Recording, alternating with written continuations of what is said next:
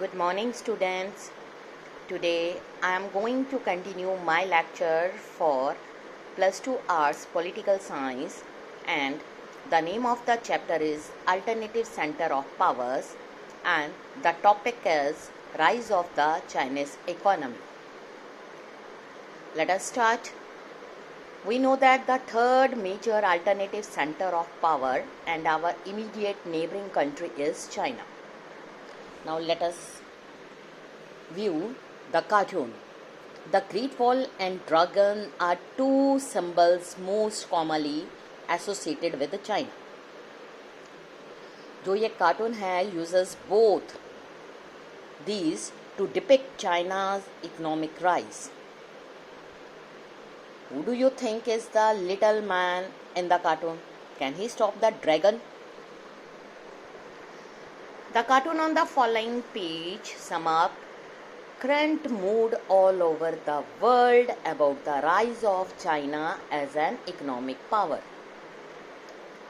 जो चाइना का economic success है वो 1978 से ही दिखाई देना शुरू हो गया और इसकी जो इकोनॉमिक पावर है रेगुलरली इंक्रीज होनी शुरू हो गई. चाइना जो इस टाइम फास्टेस्ट ग्रोइंग इकोनॉमी है जब से इसने अपने रिफॉर्म्स को शुरू किया. It is projected to overtake US as world's largest economy by 2040. मतलब ये US को भी बीट कर जाएगा. जो इसकी इकोनॉमिक इंटीग्रेशन है उसने इस रीजन को driver of east Asian growth बना दिया है और जो इसका इनॉर्मस इन्फ्लुएंस है इन रीजनल स्टेट्स में पड़ना शुरू हो गया है.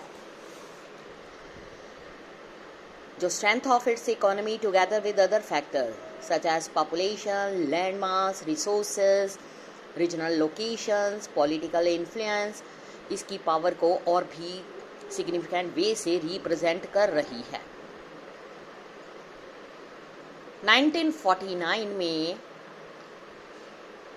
पीपल्स रिपब्लिक ऑफ चाइना की इलेक्शंस में विनर होने के बाद communist revolution under the leadership of Mao start हो गया. जो इसकी इकोनॉमी है उसने कम्युनिस्ट पार्टी ने इसकी इकोनॉमी को सोवियत मॉडल बना दिया. पहले जो चाइना जो था वो इकोनॉमिकली काफ़ी बैकवर्ड कम्युनिस्ट पार्टी को बिलोंग करता था, लेकिन जब इसने बहुत सारे लिंक्स जो हैं कैपिटलिस्ट वर्ल्ड से बनाने शुरू कर दिए, it had little choice but to fall back on its own resources for a brief period. For example, on Soviet aid and advice, it takes so many resources. जो इसका model था उसने एक state owned heavy industry sector को शुरू किया from the capital accumulated from agriculture. उसके बाद क्या हुआ, as it was short of foreign exchange so it needed in order to buy technology and goods on the world market. इसलिए China ने decide किया कि वो सब्स्टिट्यूट इंपोर्ट्स करेगा by domestic goods.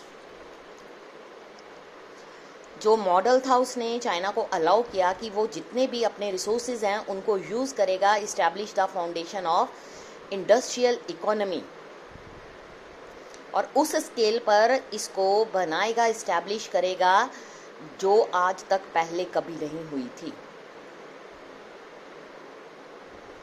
Employment, social welfare assure किया गया to all citizens. और जो चाइना है उसने most of the developing countries में मूव करना शुरू कर दिया. मेन उसका पर्पस था अपने सिटीजन्स को एजुकेट करना, उनके लिए बेटर हेल्थ फैसिलिटीज़ को प्रोवाइड करना. जो इसकी इकोनॉमी थी वो respectable rate of 5 to 6% increase होनी शुरू हो गई. बट जो एनुअल ग्रोथ है 2 to 3% जो है इसकी पॉपुलेशन, मतलब इकोनॉमिक ग्रोथ इनसफिशिएंट थी, जो अपनी ग्रोइंग पॉपुलेशन की नीड्स को पूरा नहीं कर पा रही थी।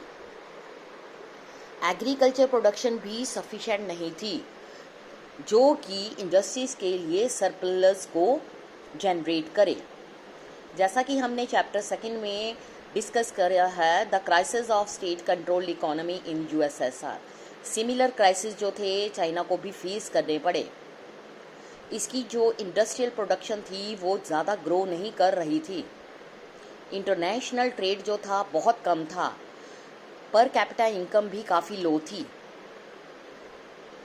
चाइनीज़ लीडरशिप ने अपने मेजर पॉलिसी डिसीजंस को 1970 में टेकअप कर लिया। चाइना ने पॉलिटिकल एंड इकोनॉमिक जो relations isolation with the establishment of relation with the United States in 1972. Premier Zhou Enlai उसने 4 मॉडर्नाइजेशंस के मॉडल को प्रपोज किया: agriculture, industry, science, technology and military, और ये उसने प्रपोज किया इन 1973। 1978 तक लीडर डेंग जियापोंग ने अनाउंस किया ओपन डोर पॉलिसी, और उसने चाइना में इकोनॉमिक रिफॉर्म्स को स्टार्ट कर दिया। जो पॉलिसी थी वो मेन उसका मोटिव था generate higher productivity by the method of investment of capital and technology from abroad foreign countries. China ने फॉलो किया अपना own path in introducing a market economy. जो चाइनीज थे did not go for shock therapy, but उन्होंने अपनी economy को step by step open कर दिया। जो प्राइवेटाइजेशन थी एग्रीकल्चर की इन 1982, उसके बाद 1998 में इंडस्ट्रीज की भी प्राइवेटाइजेशन हो गई। जो ट्रेड बैरियर्स थे उनको स्पेशल इकोनॉमिक जोन्स में ही एलिमिनेट किया गया, जहां पर जो फॉरेन इन्वेस्टर थे वो अपने एंटरप्राइजेस को सेटअप कर सकते थे।